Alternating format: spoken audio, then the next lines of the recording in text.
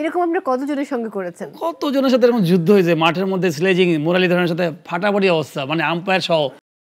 আমি যেমন বলতাম যে আলু বলতাম ইনজামুল হককে। আচ্ছা, আপনার আলুর গল্পটা আমি শুনতে চাই। এটা একটা ফানি গল্প আছে এবং আপনি বোধহয় তাকে ওই মানে না এই মানুষকে জানানো যাবে না। এটা বলেছে অলরেডি লাইভে, ট্রাস্ট মি। মানে সুমন ভাই বলছে এবং আপনি সম্ভবত মাঠে ওনাকে বলেছিলেন এই আলুর কথাটা। আমি শুনেছি যে কোনো একটা বিষয় নিয়ে ওনার সাথে আপনি ওনাকে যে আলু বলেছিলেন এবং উনি সেটা বুঝতে পেরেছিল এবং একটু মাইন্ড করেছিল। না মাইন্ড, আপনি যখন মাঠে খেলবেন, আপনি যখন স্লেজিং করবেন, তখন তো নিশ্চয়ই আপনাকে সে হুজুর করবে না।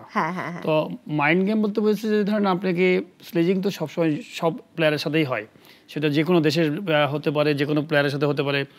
ম্যাচ জেতার জন্য আপনি মাঠে যেমন ট্যাকটিক্যাল জায়গাগুলো চিন্তা করছেন, ঠিক মাঠের মধ্যেও কিন্তু অনেক সময় অনেক কিছু থাকে যে জিনিসগুলো বললে পরে হয়তো একটা উইকেটের সম্ভাবনা থাকে। তো সেই জিনিসগুলো হয়তো ট্রাই করতাম, বাট স্লেজিং কখনোই পার্সোনালি করা ভালো না, যে ফ্যামিলি নিয়ে বা কিছু নিয়ে। তাকে বলতাম যে আমাদের যেমন গোটা বাংলাদেশে যখন খেলা হতো বা বিদেশে যখন খেলা হয়, ইনজামুল হক যখন মাঠে নামতো তখন দেখবেন গ্যালারি থেকে নামার সময় কিন্তু আলু শুরু করতো, বিকজ তার ফিগারটা ছিল মোটা সোটা।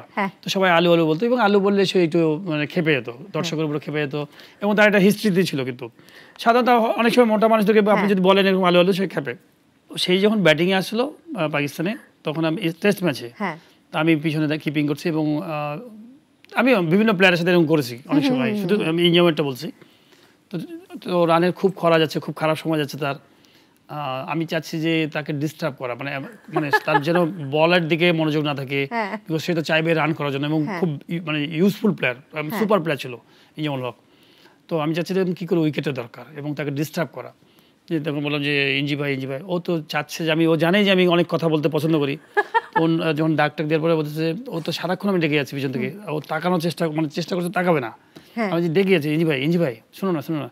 তো আমি আবার একটু ওনাদের হিন্দিতে বলছি যে ইঞ্জি ভাই, মানে উর্দুতে, হ্যাঁ মানে ওই স্টাইলে। তো বলছে যে ইঞ্জি ভাই আপকো ইয়ে সব আলু কি বলতে হয়।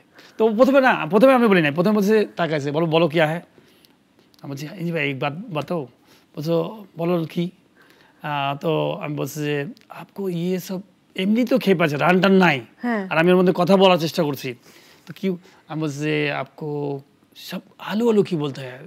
তো এমন খেপছে এবং মনে তো মেরা ছোট ভাই কা তারা ভাই, তো মেরা সাথ বাত মার দোঙ্গে। তো যাই হোক, এটা পার্ট অফ দ্য গেম, এটা আমরা মজা করি। তার মানে এই না তার অফ দ্য ফিল্ড কিন্তু খুব ভালো সম্পর্ক আবার। তো অ্যাট দ্য এন্ড আমার কাছে মনে হয় যে ইম্পর্টেন্ট হচ্ছে উইকেটটা নেওয়া, তাকে ডিস্টার্ব করে তার মনোযোগটাকে অন্যদিকে টার্ন করার জন্যই হয়তো এই কথাগুলো কাজ করেছিলাম। এরকম আপনি কতজনের সঙ্গে করেছেন? কতজনের সাথে এরকম যুদ্ধ হয়েছে মাঠের মধ্যে, স্লেজিং, মুরালীধরনের সাথে ফাটাফাটি অবস্থা, মানে আম্পায়ার সহ। ও আমাকে কি যেন ব্যাপার বলেছে আর আমি বলছি ও চাকার। এই নিয়ে আম্পায়ারের সাথে অনেক ধরেন কথাবার্তা হয়েছে। তখন তো অলরেডি চাকিংয়ের জন্য তাকে কয়েকদিন বন্ধ রাখা হয়েছিল, আইসিসিতে রিপোর্ট হয়েছিল ওনার চাকিং নিয়ে আমার আগে। তো যেহেতু সে বল করছে, তো আমাকে আউট করার জন্য ও আর পিছনে সাঙ্গাকার আর জয়বর্ধনের পিছনে অনেক স্লেজিং করে যাচ্ছে। তো তখন ওরাও যেমন করছে, আমি আবার এটা এনজয় করতাম। আমি আমার মাঠে কথা বলতে খুব পছন্দ করতাম এবং ব্যাটিংয়ে যাওয়ার আগে দেখা হলো যে ডানে বামে যে থাকতো তার সাথে শুধু গল্প করতাম, খেলা দেখছি আর ডানে বামে গল্প করছি, মানে যেন প্রেশার নিব না। তো এইভাবে মানে থাকে না, এইটা মানুষ এইভাবে চিন্তা করে।